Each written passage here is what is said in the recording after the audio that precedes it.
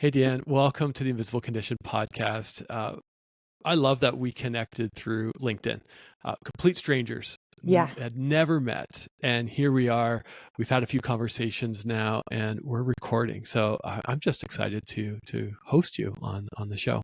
same. I'm the lucky one. I've enjoyed your posts so much. That's what drew me to reach out to you on LinkedIn. Your vulnerability has been inspiring. So I am humbled to be here. Thank you.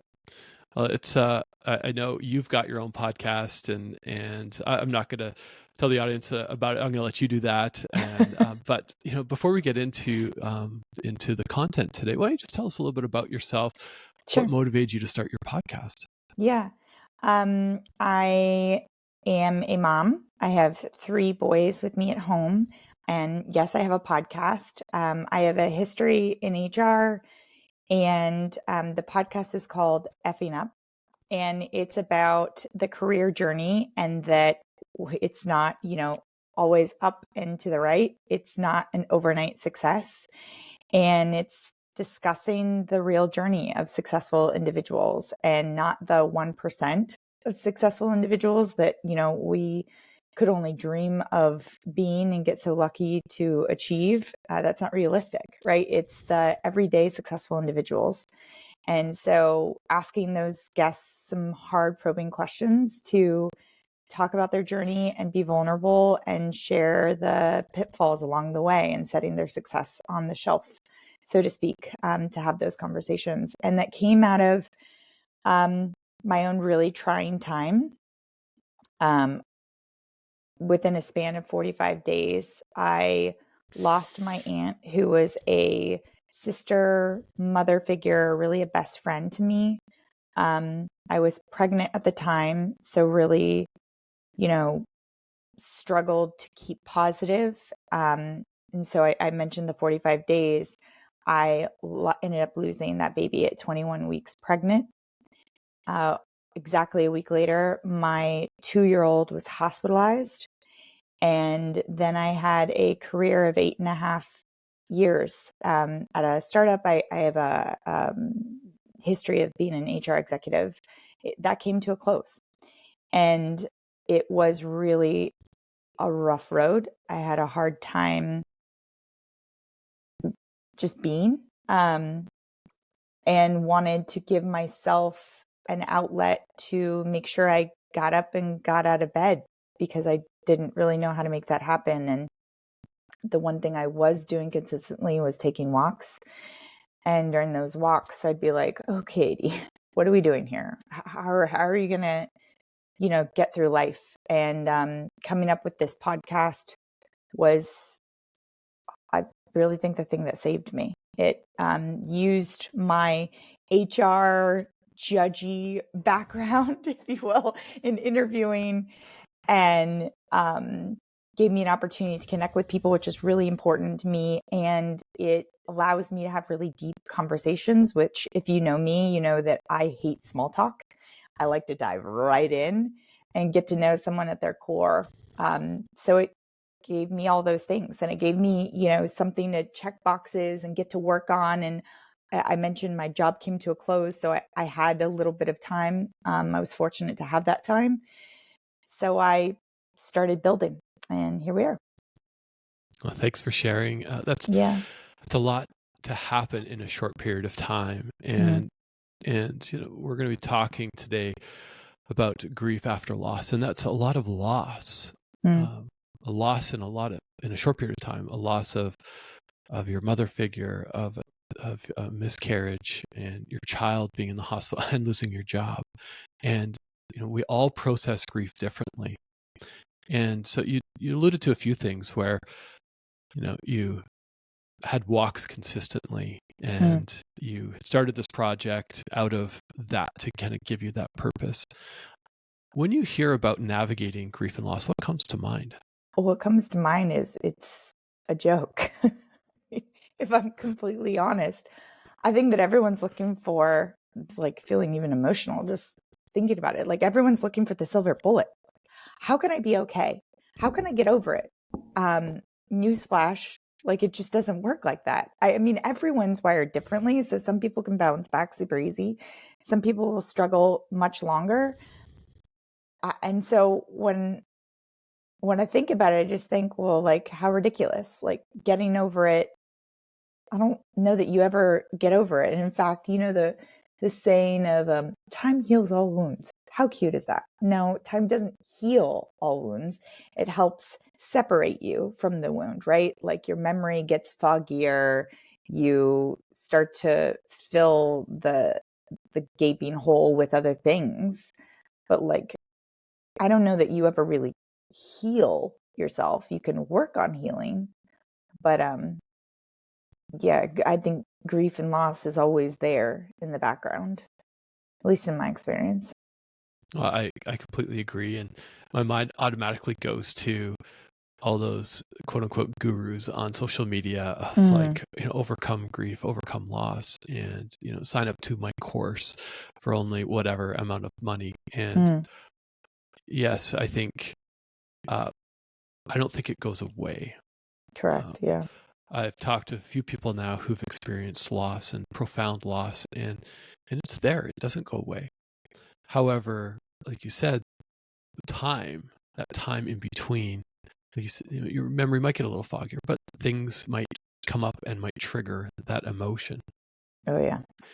And you started your podcast, and was it a way uh, to cope with what you were going through? Was it a way of like, hey, I'm going to stick it to the world, and I'm going to show that I've got purpose? I'm curious about it. Yeah, I think it was a lot of things. I think it was, I need something to occupy my time, just frankly, like, I don't know what to do with myself, and I have I have this flexibility of time, so how will I fill it? Because I know if it's idle, like, you know, I was getting out of bed, but it was just sheer guilt of like, what will my husband think? What will How will my kids, you know, survive without me? And what will they think of their mother if I don't show up? So the podcast was like a necessity of time filling, if you will. Stick it to the world. I don't I don't think it was that. I do love that perspective though. Um, like, I am like, I love attention, but I love controlled attention. So it definitely wasn't stick it to the world. But I do think it was like, I need to be doing something. I need to feel satisfied. And it seemed to be the only thing that kept coming to my mind that made me feel like I could handle life, if that makes sense. Hmm. Um, there was lots of tasks associated with getting it done. Like, I've never podcasted before ever. So I had to figure that out. Right. And so that gave me purpose. It was like, okay, I have something I need to go out and do. And, you know, then I started recording and I had to start finding guests and I had to network, and it just kept me busy. It made me not think about all the other things. I mean, I was thinking about the other things, don't get me wrong, but it just, I think, helped replace, I fill the gaps. I don't even know how to articulate it, but yeah, I would say it would just, it was a time filler, really. Well, I think you articulated it very well. I personally, I haven't experienced a lot of loss in my life, and Mm, I was reflecting on that, where in our family, we've lost some grandparents, and so having not really experienced that, and then I started thinking loss in a little different context of like, okay, loss of ability. mm, And with Crohn's, I lost my ability to play with my kids. sure. I'd lost my ability to work. And when your identity is wrapped up in that, there's a lot of grieving and loss in that. But it's often invisible. And I know, definitely not comparing, losses here. We process loss differently and it's invisible.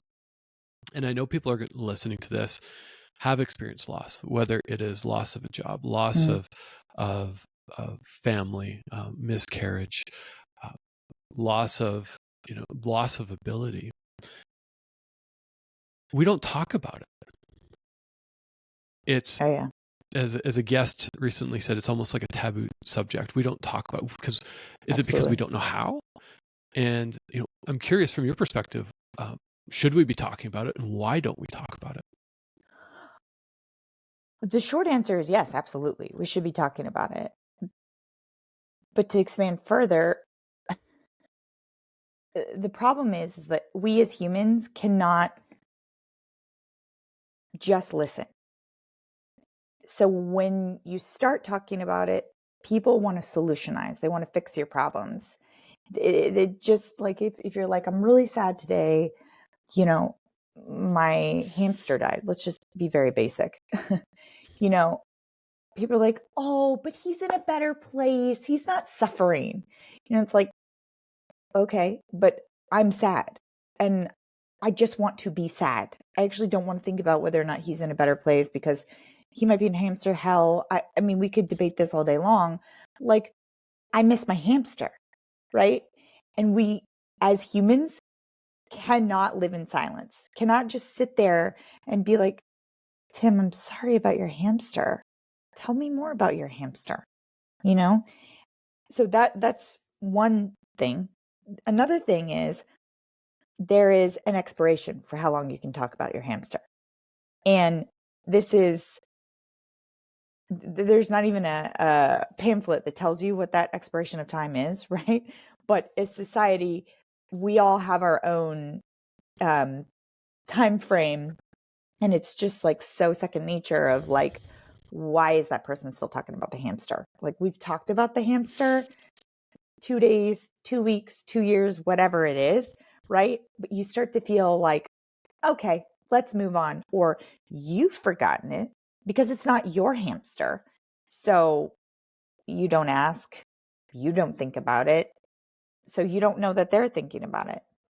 Or I might think, oh, yeah, Tim's hamster died last week. I wonder how he's doing. Ooh, I shouldn't ask because then Tim will start thinking about it and I don't want to make him sad. Newsflash, Tim's still thinking about the hamster. Like, maybe I shouldn't have used the hamster because this is sounding ridiculous now. But like, you're still thinking about it. Like, for someone like me that had that much loss, I'm thinking about it every day. Like, that happened in spring of 22, and I still think about it every day. I come to tears almost every day still. And so for someone to think, well, I don't want to bring it up because, it might make her sad or it might hurt her. I don't know what to say.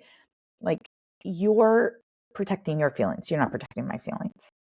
And if you care about me, you should ask. And by the way, I've been horrible about this because I'm part of that same society, right? Like, I have been conditioned to feel afraid to ask about it as well and uncomfortable. That's the major overlay here, is that we're all very uncomfortable. Like, what will I say? How should I respond? You don't need to. You just sit with them. Just sit with what they're saying and be comfort. That's really, we just want to be seen and heard. And I don't think we're capable of this until we actually recognize these things that I've mentioned, that we don't know how to respond. We don't know how to not solutionize if we do respond, right? Like, we just need help as a society to figure it out. But I think talking about it would certainly be helpful because we feel like we can't talk about it. And then you internalize everything and we wonder why we're all unhappy. Yeah, it's so true. There's so many thoughts rolling through my mind as you're telling that story, and about my fictitious hamster. So if you are listening, if you're like, hey, Terrible what's going on with example. Tim's hamster? I don't have a hamster, but if I did, I've had pets and mourn the loss of those pets. Mm, We've had significant loss in our family due to fire, and you still mourn mm, that. We've lost family members and friends, and we mourn that. And there's that's things that rough. trigger, and it's like, there's no time limit. You could be walking down the street and a smell or a sight can trigger that grief. Yeah. And so when we first met, when we first connected to kind of talk about an episode, we talked about, you mentioned, I just wanted someone to listen. Mm. And that's such a reoccurring theme where we're humans, and I'm generalizing here, where we hear a problem and we want to fix it. My background is operations management, process improvement. Mm. So I want to fix it. I want to get to the root of the problem. I want to solve that root problem. And so we can fix it, yeah. and just like, we're going to move on. And I was thinking about that yesterday of, it's impossible. So if we go into that with that mindset of, I'm going to listen to Deanne, I'm going to listen to Tim, I'm going to listen to my friend, and they're going to tell us their story maybe of grief. And my mind is already jumping ahead to how I can fix it. You're not actually listening. Mm-mm. You're solutioning. Yeah. And this concept of active listening is, there's one theory of like multiple levels of active listening, and like getting to that, like hearing the words. And that's all that's permeating your brain, is just those words. I don't know how to get there. I'm stuck in this. I'm guilty of this myself. Mm. And so when you say there's no time limit to grief, and yet we feel that people say, okay, it's time to move on. How do we handle that conversation? How do we navigate that, aside from just internalizing it? I mean, I think it depends on who you're talking to, right? In my own experience, I'm a very direct individual. Those that know me, I'm not afraid to share my feelings. So, like with my husband, we've had very honest conversations about like, I'm struggling today. I'm not doing well. It seems like you're not struggling at all. What's going on? And then, we dissect that and talk about just like how grief is different, and how, like, with the loss of our baby, it was very physical for me, right? Like, I carried the baby, I gained the weight, like I had the things that happened after the loss that, my partner didn't experience, because he was not physically carrying the baby.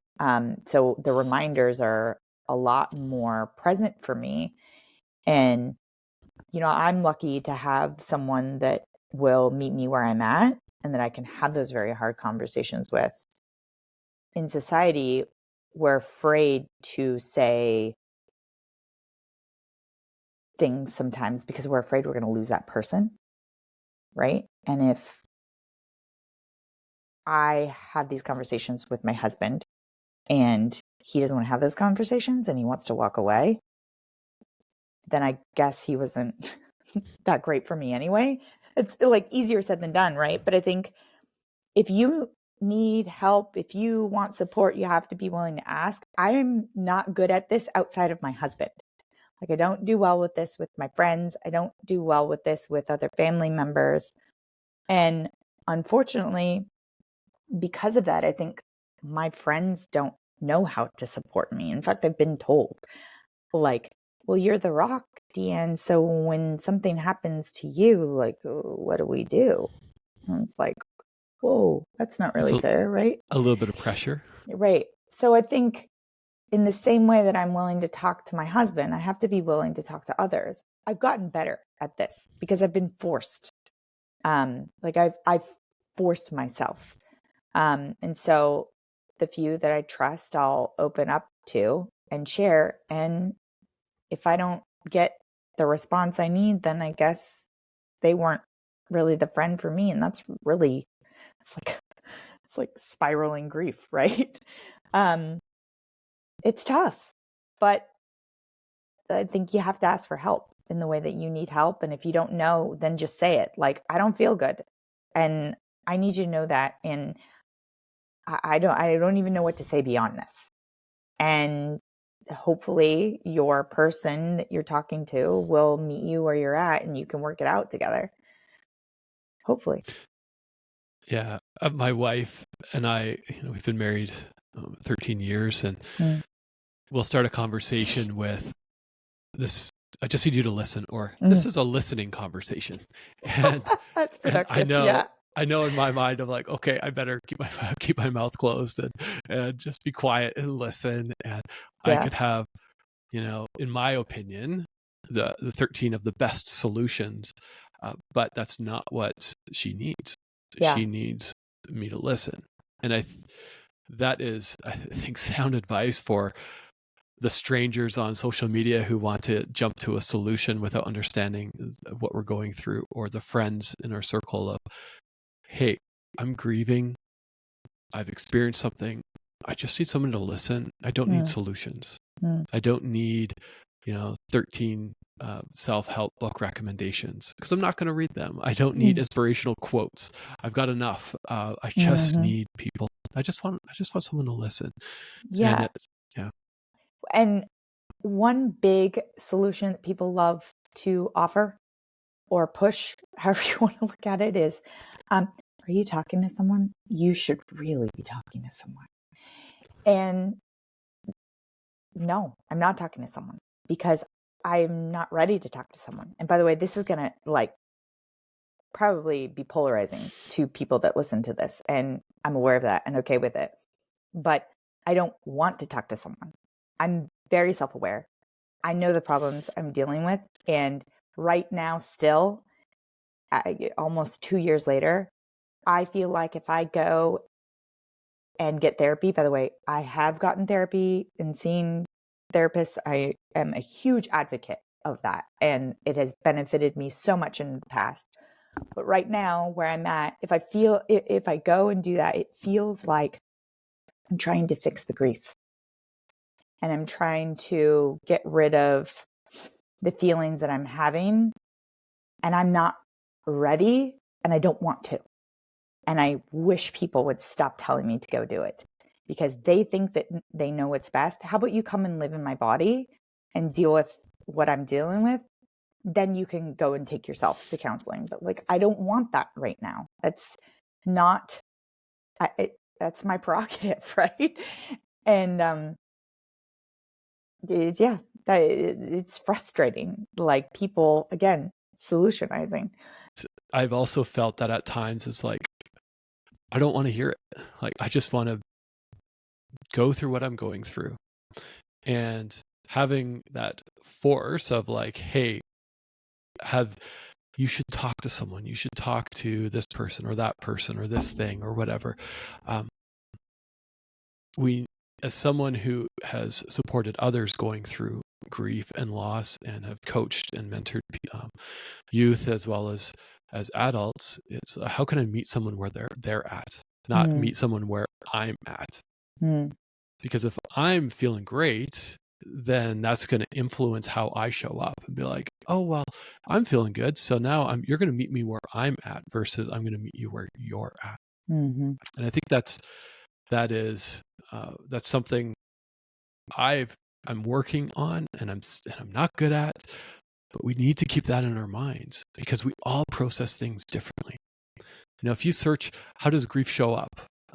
It shows up, you'll get a list. You'll get a long list. It could be anger, depression. It could show up as insomnia. It can show up as depression. It could show up as it's not even affecting you externally, Right. but it could be ripping you apart internally. And that's the invisible nature of grief, is For sure. it shows up so differently. And you experienced a lot. And not just yourself physically, but also emotionally and with those around you. How did it show up for you, if you don't mind us going there? And I'm curious, how did grief show up for you? I mean, in every way possible. I don't even know where to begin. When I learned about my aunt, it was unexpected, and it was a call at almost 11 o'clock at night, and I had already gone to bed, and I got the news and immediately went to the bathroom and started dry heaving. And, just like, it felt like the world, disbelief. I still, with the topic of my aunt, it's still disbelief, like almost like she's coming back. It's a very weird thing. And that brings on a lot of tears. I'm angry, very angry. Like I pretty much cuss her out every day. Like, whatever explicit word you want to insert here, like, why did you leave? Like, why now? You don't know my son. Like, since the loss of at 21 weeks, we've since had a child, which I'm so grateful for. And she doesn't know him. And that's so angering. And I know it's not her fault. Like, I know, she didn't commit suicide, so it's definitely not her fault, but I'm angry that she's not here. I needed her longer. So there's a lot of tears and a lot of emotion and a lot of hiding that I still feel that way, because 2 years later, who wants to talk about it, right? Like, even just saying I lost my aunt, people are like, cool, your aunt, like, are you that close to your aunt? Yeah, I was like so close to my aunt. FaceTimed multiple times a day, every single day. And she would come. Lived in Seattle at the time. She lived in Portland. That's a 3-hour drive. I mean, she'd be at our house staying with us every 6 weeks. Easy. Then move on to the loss of my son. I find myself actually asking the question of, which one do I grieve more? And my husband's like, I don't think you really need to like answer that question. That one was more physical, right? Like, I had gained weight because I was pregnant. I then lost him. This is graphic, but I had to deliver him at home in my bathroom. Like, then your body responds when you have a loss, where you start, like, your body interprets it as you delivered a baby, right? So milk production, and then months later, hair falling out. And so there were constant reminders. So it's like, when my hair started falling out, it was like utter shock, and like shook me to my core, because it was like, are you kidding me? And so it's like anger, frustration, crying, just feeling just so over it, right? And then you're getting emails like, your baby's probably arrived, or like, mailers in the physical from USPS. It's like just so triggering. And so how does it manifest for me? It's just like physical, mental, emotional. And then there's the strain of like, I got to pull it together because my kids can't see me like this. Because there was a period of time, Mommy, are you crying again? What are you crying about? It's like, oh, like, not that I can't be emotional in front of my kids, because I can, but I also don't want them to remember this period of life where I was like just completely depressed, right? Like, they don't get it, and I shouldn't expect them to get it. I want them to be okay with crying and tears, but I also want them to have an enjoyable childhood. So like, get it together, Deanne. Like, you can cry when they go to bed, or go to the bathroom and get it all out. And then like, when you need to go do school pickup and see all the other parents, and you can't look like you were in tears, like, it's just, it manifests in every way. Like, a very drawn out response there. It's a very real response, and I know people listening will resonate with that, with what you're talking about. And they also resonate with the aspect of, okay, I'm grieving in silence, and now I need to put myself together to go out into the world and put on that smile and, grab my coffee and look like, oh, I've got it all together, where you don't. And I remember once, we're at this gathering, and someone had asked, oh, how are you doing? And my wife said, not good.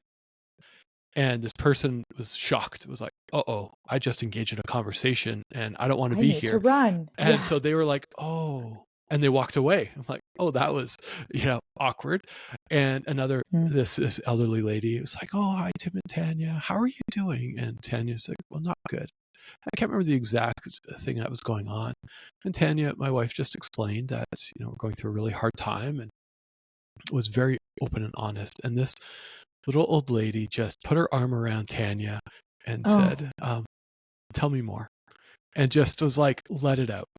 And we didn't, I remember that. That was like 10 years ago. And we didn't have to hide.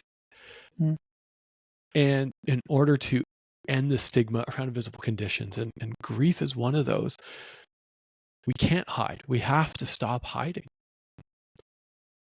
We have to embrace that of, yeah, today is crappy. Today is not a good day. mm, And tomorrow might be a better day.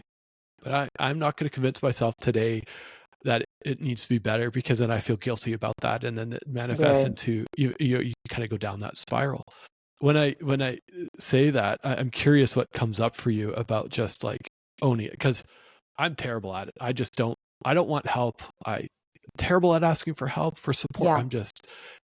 Yet I want others to say how they're feeling, because I want to not help them, but to support them. Yeah. I mean, I'm a realist, more pessimist, I guess. And so I want the change, but do I really believe the change is coming? I'm just being honest with you, right? Like, I think what it looks like for me is speaking more, sharing more in an environment where I feel safe, right? A friend just came over earlier this week and she'd kind of learned all this about me. We're newer friends. And she said, wow, like with all you've been through, like it looks like you're doing really well, like how are you doing? I'm like, yeah, not well, like survival, right? Like I have my good days and my bad days. I mean, overall, like I have so much to be grateful for. I have a very rich life and I will never take that for granted. However, I'm just like one foot in front of the other, right? And she was like, oh, wow, like that makes sense, like thank you for sharing. So I think where I feel safe, where it's like to your point, the lady that gave a hug and would listen, like I have a decent read on people. So I'm just going to read the person and go, will they be able to handle it? Or am I willing to like give them a little shock value and then just give them something to think about, right? Like, not well, feel like shit. Thanks. Just leave them with that little nugget for them to process later.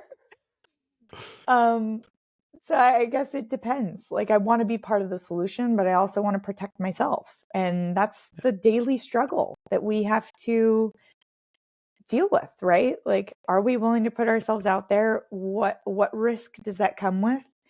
And I'm not perfect at it. Could be a lot better. It's interesting that you say what risk comes with it, because I've heard that from so many people who want to tell their story of living with an invisible condition, and they're weighing that risk. Is it worth the risk? And I'm booked 6 months in advance, so I think there's people saying, yeah, it's worth the risk. Mm-hmm. But I also hear from people saying it's not worth the risk. And what I say to people is, it's your story. Mm-hmm. We're going to honor your story. Mm. And if you choose to share your story in some way or another, that's great. If you choose not to, that's fine. Mm. We can't just change society and say we're going to now force everyone to disclose their trauma, their grief, their Right. conditions on their resume and their applications, and in order to create more inclusion. That's not going to work. Especially when you've gone through a lot of loss. And again, we all process things differently. I'm sure even in your household, your husband processed different than you. And other family members process different than you. And that's okay. And there's no expiration. I love that. There's no expiration date on whatever we've gone through in the past. Mm-hmm. Absolutely. And so, you've shared vulnerably just about, that physical change with loss. And you've then lost your aunt, and your son was in the hospital, and I know people who would have just said, tap out. I'm just going to run away, find a cabin in the woods, and just be on my own. And yet you're here sharing openly and honestly. And I really appreciate you for that. There's a lot going through my mind right now as well. And so, I think as we kind of wrap up the conversation around grief and loss, what's coming to mind around if somebody's going through something, what do you want to say to them? And what do you want to say to that person, but also those friends that are there to support them? I'd say stop trying to feel like you need to have the perfect thing to say or a way to exist for that individual. That there is no perfect thing. And that just being there, even if silent, is really valuable. Showing up over and over again is really important, because the thing that I notice is that people will show up and then it fades. And the immediate is what we tend to respond to, right? But in my experience, I needed more later, when everyone forgot about what had happened for me. Not forgot, but like life moves on. They didn't have loss, right? And so continuing to show up and check in. And I've had a couple of people that have done that in varying ways. And that's been meaningful. But stop thinking that you need to have some script or some one-liner that's going to solve everything, because it's just not possible. And then for the person grieving, just block out what isn't helpful and bring in more of what is. And if someone did something that was particularly helpful, said something, showed up in some way, really make it known how meaningful that was, and know that that's a person that you can go to for help. And it's okay to ask for help. I'm saying this, like, again, I don't do well at that. I also haven't done well to be a friend, to others that have experienced loss and grief. And I'm learning. So learn. That's what's coming to mind, Tim. It's hard. So take it easy, give yourself some grace, and just show up. Mm-hmm. It is hard. And if somebody is trying to sell you a 5-step program, that's nonsense. Don't do it. Don't do it. I shouldn't say don't do it, but choose wisely, I guess. Yes, choose wisely. That sound, insight, and wisdom there. And I know I was vulnerable on LinkedIn, primarily LinkedIn, because there's so much superficial stuff on LinkedIn. It's like, here's 5 steps on how to build your team, and this is the magic bullet for this. If there was a magic bullet, we wouldn't need to talk about leadership and communication and new managers and all this stuff, right? If there was a magic bullet and all these experts had the right answers, we wouldn't need that platform anymore. We wouldn't all be selling. We wouldn't all be selling. And so my stance on LinkedIn now is less selling and just more like, hey, this is what's top of mind. And I've lost followers. It's fine. I'm not out to be a top voice and be, 30,000 people. I've only, that's not my goal. It's how to be more vulnerable. And you took that step. You sent me a message that touched my heart. And it was like, hey, I'm here for you. And it wasn't like, hey, here's this book, or hey, try this app, or hey, because I received a lot of those. It was interesting. It was like, hey, I'm here. I hear you. Thank you for being vulnerable. And here we are. And I'm sure this is not the last conversation we're going to have. This is the start of many conversations. And so, as we wrap up, I just want to say thank you so much for your openness. It's a raw story. It's a vulnerable moment for you. And I really appreciate it, because I think this is going to resonate with people. And again, there's no like, here's 5 takeaways out of this episode on things you need to do. If anything, the central theme is if you're listening to someone or you know someone who's going through grief and loss, just pause what you're going to say, put your arm around them, either virtually or physically, and say, tell me more. I'm here for you. I Just care about listen. you. Yeah, I care exactly. about you. Yeah. And if you're going through something and you don't know where to turn to, if you don't have close friends, please reach out. You can head to invisiblecondition.com, send me a note there on Instagram, on LinkedIn, wherever you're listening to this or finding this, because I might not, I don't have the answers, but I'm good at listening. And so if you are struggling today, we'll put some resources in the show notes as well. And Deanne, if somebody wants to get a hold of you and their story resonates with them and they're interested about your podcast, where can people find you? I have a website, and you can link it in the show notes at phoenixpodcast.com. I'm on Instagram, on LinkedIn, and my email address is podcast. Perfect. And yes, we'll link all that in the show notes. And so with that, thanks again for coming on. And for those who are listening, I always appreciate your messages of support. And if you have the means, we've got a donate button up on the website. These shows are only possible because of you and your generosity, as well as consider leaving us a rating. Ratings help get the podcast out there and really support just telling others that this is a show worth listening to. And so with that, Deanne, I hope you have a great day. And for those who are listening, I hope you have an amazing one too. Thanks, Tim.